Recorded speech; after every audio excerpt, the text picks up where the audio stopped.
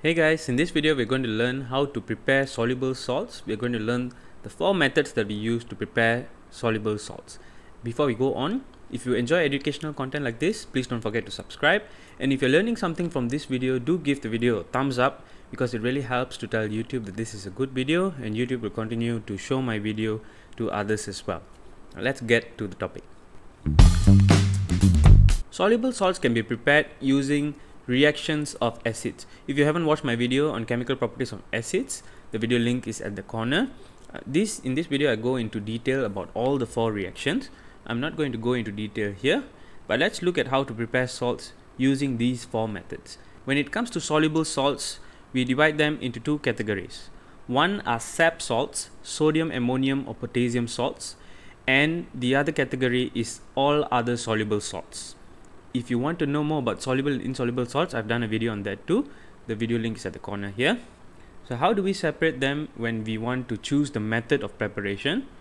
For SAP salts, that is sodium, ammonium or potassium salts, we use reaction of acid with alkali. I will cover this a bit later. There's a reason for this. So these are the SAP cations, salts that contain the sodium cation, ammonium cation or the potassium cation. It doesn't matter what the anion is. If they belong to this category, then we have to use reaction of acid and alkali. For non-SAP salts, we can use either one of the other 3 reactions of acid. That is acid with base, acid with carbonate, or acid with metal. These are the general reaction for acid with base, carbonate and metal. For acid and base, we get salt and water only. For acid and carbonate, we get salt, water and carbon dioxide. For acid and metal, we get salt and hydrogen gas.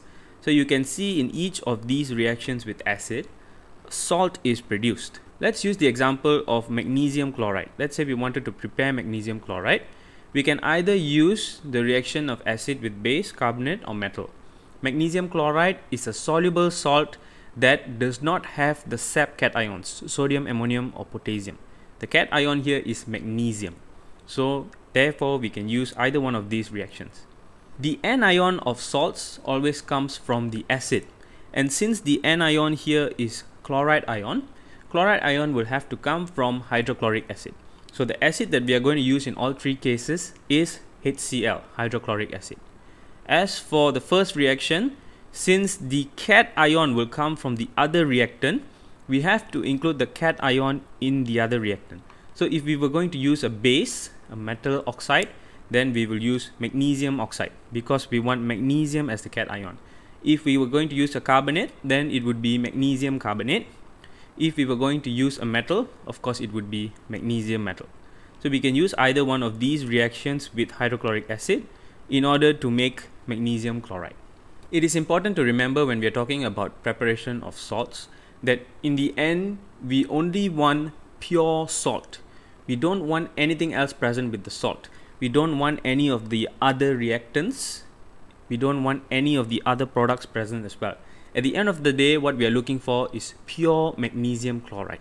With that in mind, it is much easier when we have one of the reactants as an insoluble solid. Magnesium oxide, magnesium carbonate and magnesium metal are not soluble in water. Therefore, when we add it to the acid, it will only dissolve if it is reacting. Once the reaction has completed, it will remain as a solid. And this is very useful. Let's take a look at the reactions. So all 3 reactions, these are our products. Carbon dioxide and hydrogen are gases, and therefore as soon as they are evolved, they will escape. They will not be part of the product. So this is not a problem. On the product side, we are still left with water in these 2 reactions. And we can easily remove it later by crystallization. But let's not forget about the reactants. We don't want there to be any reactants as well. At the end of the day, we want pure magnesium chloride. And so when the reactants are insoluble, like this magnesium oxide or magnesium carbonate, then as long as we add it in excess meaning more than is able to react with the other reactant.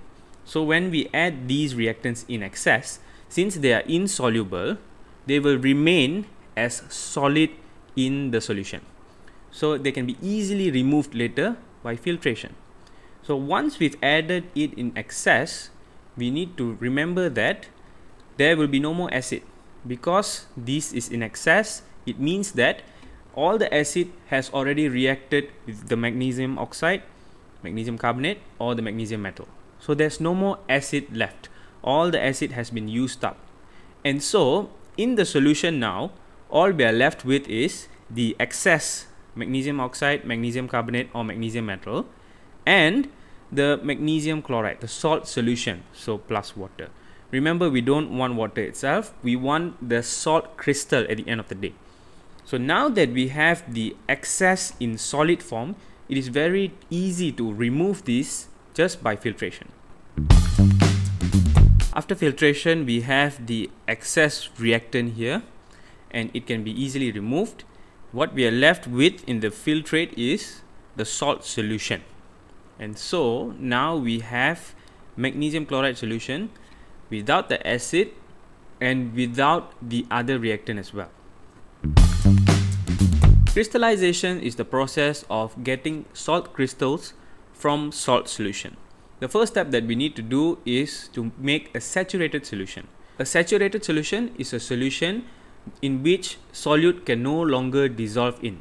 That means it has reached the maximum concentration. If we add more solute, the solute will no longer dissolve in the solution. How to get this saturated solution from the solution that we have prepared? Simply by heating. We need to heat the solution until a saturated solution is formed. How do we know when the solution is saturated?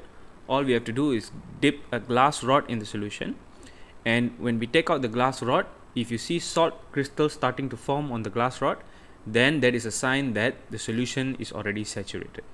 Once we have our saturated salt solution, then we can proceed to evaporation.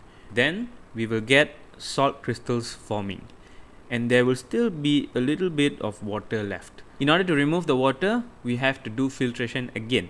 So we filter out the excess water as well as some other impurities, and we have our magnesium chloride crystals as the residue here. These magnesium chloride crystals might contain small soluble impurities. In order to get rid of them, we do one final round of rinsing. So we rinse the salt solution to remove any soluble impurities. You might be wondering, this is a soluble salt. Won't it dissolve if I rinse with water? The answer is no, because you must remember that solubility depends on the quantity of solute and solvent. So for this large amount of solute, a relatively small amount of water is not going to be able to dissolve the salt, and therefore this salt will not be soluble in the water that is used to rinse it. After rinsing, in order to get dry salt, all we have to do is dry it with filter paper. We press the salt crystals between filter paper. Sometimes an oven is used to heat up the salt and quicken the drying process. And in the end, we will have our magnesium chloride crystals. Here we've seen how useful it is by having a reactant that does not dissolve in water, so that it can be easily removed by filtration and we can get the pure salt.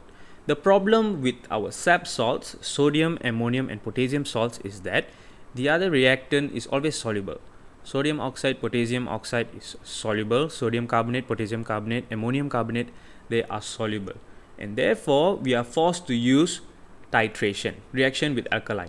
If you want to learn more about titration, then I've done a video on that too. That's it for this video, guys. If you've learned something, please don't forget to hit that like button. And if you want to test yourself every day by answering quiz questions, then you can follow my IG account. I post one question every day on my Instagram story. If you haven't subscribed yet, please do subscribe. I produce at least one video a week. I'll see you in the next video.